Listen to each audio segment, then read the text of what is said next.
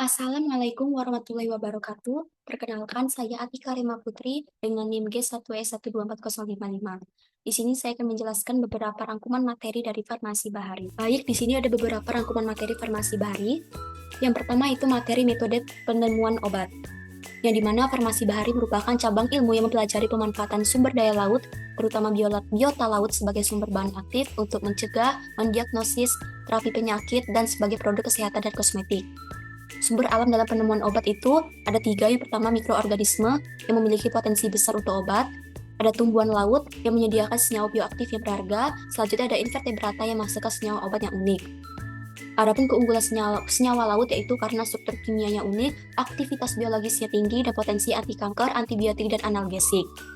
Selanjutnya penemuan obat itu pada tahap pertama identifikasi target biologis, selanjutnya penemuan senyawa aktif, optimasi kandidat obat, dan evaluasi awal keamanan dan efektivitas.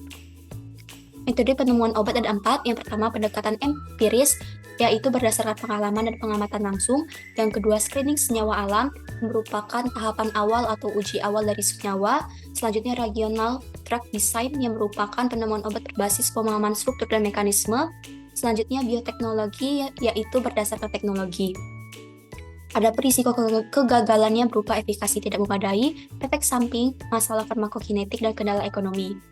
Tahapan pengembangan obatnya berupa pertama discovery, praklinis, uji klinis dari fase 1-3, registrasi, dan pasca pemasaran. Materi kedua yaitu klasifikasi senyawa bioaktif laut, yang dimana senyawa bioaktif merupakan senyawa yang memiliki aktivitas biologis. Yang pertama ada alga, yang dimana alga ini bukan tanaman, dia dapat berfotosintesis dan merupakan autotropik. Alga ada 2, yang pertama makroalga, dia itu makroskopis, multiseluler, terlihat dengan mata telanjang, populasinya lebih kecil dan klasifikasinya berupa chlorophyta, rhodophyta, dan phaephyta.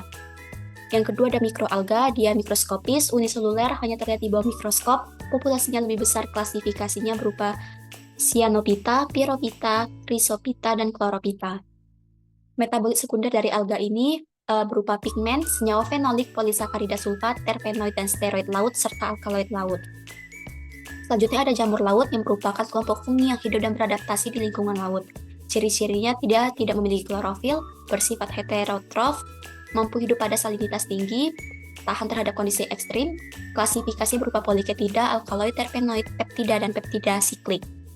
Selanjutnya bakteri laut merupakan mikroorganisme prokariotik yang hidup dan beradaptasi di lingkungan laut. Ciri-cirinya bersifat prokariotik, mampu hidup pada salinitas tinggi, tahan tekanan dan suhu ekstrim. Klasifikasinya berupa antibiotik laut, peptida antimikroba, poliketida, dan enzim bioaktif. Materi selanjutnya yaitu identifikasi dan klasifikasi senyawa bioaktif invertebrata laut, yang dimana metabolit sekunder merupakan alat atau senjata yang digunakan untuk komunikasi atau bertahan hidup. Klasifikasinya berupa terpenoid, alkaloid, dan poliketida. Klasifikasi invertebrata utamanya ada porifera, cnidaria, molluska, dan echinodermata. Selanjutnya meritoxins, yang merupakan senyawa beracun yang dihasilkan oleh organisme laut. Klasifikasinya berupa mycotoxin yang dihasilkan oleh fitoplankton, zootoxins yang diproduksi oleh hewan laut tertentu. Meritoxin ini berbahaya karena dia itu pertama tahan panas, tanpa bau dan rasa, dan ketiga bioakumulasi. Pencegahannya dengan pantau pengumuman lokal, penyimpanan ikan, dan keahlian khusus. Selanjutnya merinukleosida, di mana ini merupakan senyawa kimia yang strukturnya menyerupai nukleosida alami, tapi diisolasi dari organisme laut. Selanjutnya ada metabolit spons laut, yang merupakan pabrik kimia yang paling produktif karena dia ini organisme sesil dan tidak memiliki cangkang keras.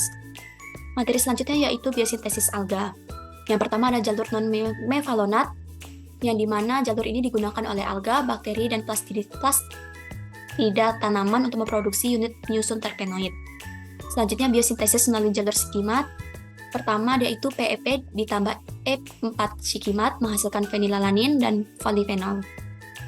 Selanjutnya jalur poliketida sintase, yang berawal dari perpanjangan rantai karbon melalui kondensasi unit asetat menghasilkan toksin laut low complex, yang dimana strukturnya ini sulit untuk disintesis secara kimia.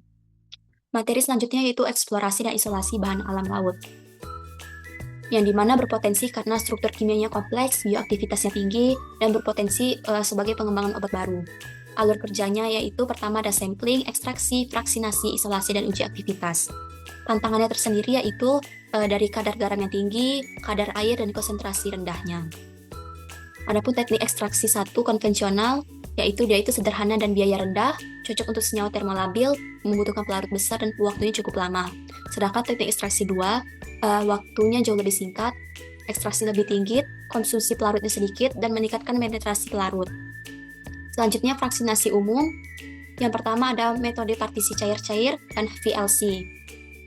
Selanjutnya bioassay fractionation, di mana proses pemisahan setiap fraksi yang diperoleh diuji bioaktivitasnya, yaitu pertama ada TLC dan HPLC. Baik, sekian beberapa rangkuman materi dari Farmasi Bahari. Lebih kurangnya saya mohon maaf, saya akhiri. Wassalamualaikum warahmatullahi wabarakatuh.